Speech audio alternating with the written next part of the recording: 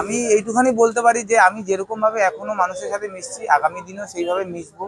সবার সাথে থাকতে চাই। অ্যাটিটিউড বা অহংকার আসবে কিনা জানি না, তবে আমি আমার এইটুখানি আমি বলতে পারি যে আসবে না। আমার সেরকম কোনো মানে সেই ইয়েটা নেই যে কখনো আসবে, কারণ অ্যাটিটিউড আমি কাকে দেখাবো? আজকে আমি অ্যাটিটিউড দেখাতেই পারি এই ছেলেটির সাথে, কিন্তু এই ছেলেটার সাথে অ্যাটিটিউড দেখিয়ে খারাপ ব্যবহার করলে এই ছেলেটা কি দ্বিতীয় দিন আমার কাছে আসবে? এই ছেলেটা মানে এই পুরো কাস্টমারের কথা বলছি, তারা কি আমার দোকানে আসবে? আর তারা যদি না আসে আমি তো সেই জিরো। আর কোথাও গিয়ে জিনিসের ভালো জায়গা থেকে গিয়ে যদি মুখ থুবড়ে পড়ে যাই, সেটা আরো বেশি অপমানজনক, বেশি লজ্জার আর বেশি খারাপ লাগার জিনিস। তুমি 3 কিলো চাল বিক্রি করছো করছো করছো, ঠিক আছে, তোমার এভারেজ এটা।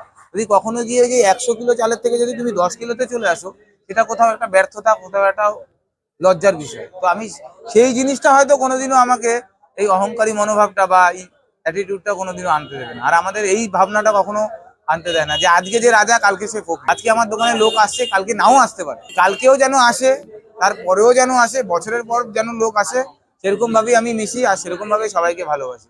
হয়তো সময়কে সময় মতন টাইম দিতে পারি না, যতদূর হয় আমি চেষ্টা করি কাস্টমারের সাথে ভালো করে কমিউনিকেশন করার, তাদের থেকে ভালো মন্দ জানার, তাদের থেকে ফিডব্যাক নেওয়ার যে কি সমস্যা কি সমস্যা না। তাহলে হয় কি আমার এটা বিজনেসের ইমপ্রুভ হয়।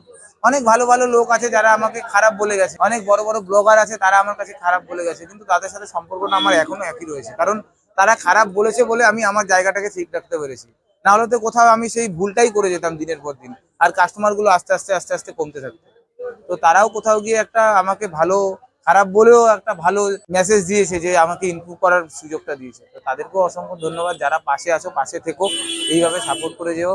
আমেরিকান দাদার ব্রাঞ্চ যেন একটা থেকে দুটো, দুটো থেকে তিনটে হয়, আর তোমাদের যেন এইভাবে খাওয়াতে পারি, এইভাবেই খাওয়াতে পারি। আর আমেরিকান দাদার ব্রাঞ্চ যেখানে হোক এই পশ্চিমবঙ্গের, যেইভাবে এইভাবে এইখানে যেভাবে চলছে সেইভাবেই চলবে। প্রাইসটাও একই থাকবে, জিনিসটাও আনলিমিটেড থাকবে। আর যেটা যেটা আগে যেটা একটা কথা আমরা বলেছিলাম যে আমরা লাস্ট হারিতে আনলিমিটেড দিই না, মাঝে একটা ইনসিডেন্ট ঘটার ফলে আমরা এখন ডিক্লেয়ার করে দিচ্ছি আমরা সবসময় এখন আনলিমিটেড, জিনিসটাও আনলিমিটেড থাকবে।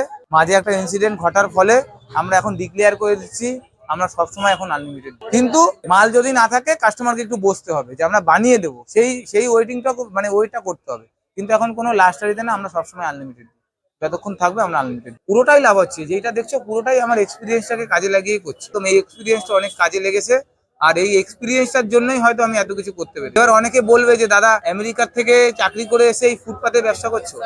আমি একটা কথা অনেক ভিডিওতেই বলেছি, দেখো আমি তোমাকে একটা কোশ্চেন করছি যে তুমি তোমার বাড়িতে থেকে যদি 10,000 টাকা ইনকাম করতে পারো, আর তোমার কাছে অপশন আছে তুমি বাড়ির থেকে বেরিয়ে 40 কিলোমিটার ট্রেনে গিয়ে ডেলি প্যাসেঞ্জারি করে কলকাতায় গিয়ে মানে বিজনেস করো বা কাজ করো, 10,000 টাকা ইনকাম করবে, তুমি কোন চয়েসটা তুমি ইয়ে করবে? নিশ্চয়ই বাড়িতে থেকে। সেরকমই আমি যখন আমেরিকা যেটা চাকরি করতাম, যেই পয়সাটা কামাচ্ছিলাম সেটা যদি আমি এইখানে কামাতে পারি, আমি কেন ওইখানে যাব? আর তাহলে বলতে পারো কেন আমি আমেরিকা থেকে এসেছি, তার অনেক কারণ আছে, যেই কারণগুলো আমি ক্যামেরার সামনে বলতে চাই না। আর আসার কারণ ছিল বলে এসেছি, আর এসে আমি হয়তো বিজনেসটা করছি, কারণ আমাকে তো আমেরিকা থেকে কোনো না কোনো দিন ফিরে আসতেই হতো। ওখানে তো আমি গ্রিন কার্ড পেতাম না, তো কখনো না কখনো ইন্ডিয়াতে রিমেন করতে হতো, এখানে কিছু করতে হতো। আর যে জিনিসটা এখানে করে আমি আস্তে আস্তে ভালোর দিকে যাচ্ছে, ওই জন্য এটাই করে যাচ্ছি, আর যাচ্ছি না এটার জন্য। এটা একটা নতুন নিয়ে এসেছি, এটা 110 টাকায় আনলিমিটেড। একটা চিকেনকে 4 ভাগ করে যেটা হয় সেটা আমরা দিই এখন 110 টাকায় আনলিমিটেড রাইসের সাথে। হ্যাঁ, নতুন এটা করেছিলাম, তারপরে আবার নতুন করে চালু করেছি। প্রতিটা হাঁড়ির প্রসেসের পেছনে চেক করো নাকি? চেক করি, তাও কখনো কখনো গন্ডগোল হয়, ওটা হবেই, হাতের রান্না তো। মানুষকে এক্সকিউজ একদিন দেওয়া যায়, বারবার কিন্তু এক্সকিউজ দেওয়া যায় না। তোমরা কোথা থেকে এসেছো দাদা? আমি বেলগাছিয়া দিয়ে। বেলগাছিয়া থেকে। কোনো একদিন বিরিয়ানি করতে কিছু প্রবলেম হয়েছিল, ইনসিডেন্ট ঘটেছিল, কিন্তু দাদা যে পরে যে অন ক্যামেরাতে স্বীকার করছে, এটা অনেক বড় ব্যাপার। কেউ অন ক্যামেরাতে স্বীকার করে না, অ্যাকনোলেজ করছে, তারা স্বীকার করছে, স্বীকার করেন। ওই দেখে আমাদের বিহেভিয়ারটা খুব ভালো লেগেছে, ওই জন্য তাদের কাছে আমরা এসেছি। অন ওভারঅল এসে হতাশ হওনি না, দাদা? না, না, না। কোথাও গিয়ে কি বলতো, এই যে তোমরা বলে তো কি না, তোমরা এত দূর থেকে আসো, এসে যদি কোথাও খারাপ খাও সেটা আমার খারাপ লাগে, যে তোমরা তো এতগুলো দোকান ছেড়ে আমার দোকানে আসো। আচ্ছা, ভালো হয় তাহলে নিয়ে আসো। আচ্ছা আচ্ছা, যাক আমি পরীক্ষায় পাস করেছি, তাহলে তো এটা বলা যায়, এক কথায় পরীক্ষায় পাস করেছি। ঠিক আছে দাদা, আবার এসো কোনোদিনও যদি সময় হয়। অসংখ্য ধন্যবাদ। এই যে হচ্ছে আমাদের যে এই বাজারটা দেখছো, বাজারের হচ্ছে সেক্রেটারি হচ্ছে এই আমার দাদা। বিরিয়ানি তো কোয়ালিটি খুব ভালো, সবাই আসে এই বিরিয়ানির জন্য। আমাদের এখানে বাজারটা উন্নত হয়েছে, এর জন্য আমরা আমাদেরও কিছু কিছু দোকানদারের বিক্রি হচ্ছে।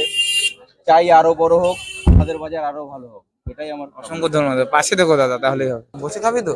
বাবার মনে হয় নিমন্ত্রণ আছে, ওর জন্য এসেছিস নাকি? হ্যাঁ, তুই বসে পড়িস এখানে। এইখানটা ফাঁকা আছে, করে বসে পড়ে।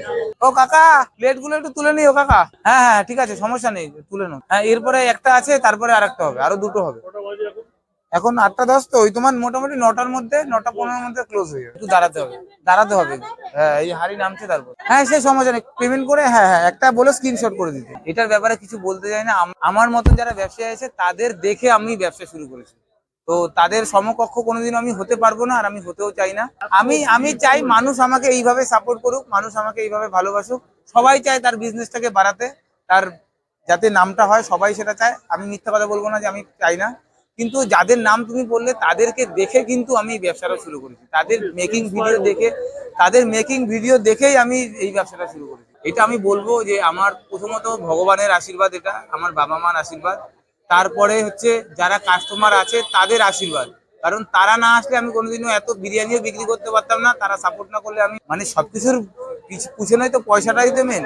তারা না আসলে আমি এত কিছু করতে পারতাম না। আমার জার্নিটা এইখান থেকে এইখানে কখনোই করতে পারতাম না। তবে আমি একটা জিনিস প্রমিস করতে পারছি, তোমরা যেটা আজকে খাচ্ছ, তোমরা 2 মাস পরে আসলে আরো ভালো খাবে। অনেক মানুষ আছে পার্সোনালি আমাকে ফোন করে, SMS করে আমাকে মানে আমার শুভাকাঙ্ক্ষীরা আমাকে জানাচ্ছে যে আমি যে কতটা হ্যাপি। আর তাদের এই মানে আমার আমার আমার প্রতি তাদের যে এত ভালোবাসা, এটা দেখে কখনো মনে হয় যে আমি আরো ভালো কাজ করি, আরো কিছু করি, যাতে তারা আরো মানুষজন আমাকে ভালোবাসে। তো এর জন্যই আছি। তো আর যাদের নাম বললে তারা তো হচ্ছে আমাদের, তাদেরকে দেখে আমরা ব্যবসা করতে শিখেছি। তো আশা করব আমরা যে অনুসরণ করে তাদের মতন যদি কোনোদিনও হতে পারি।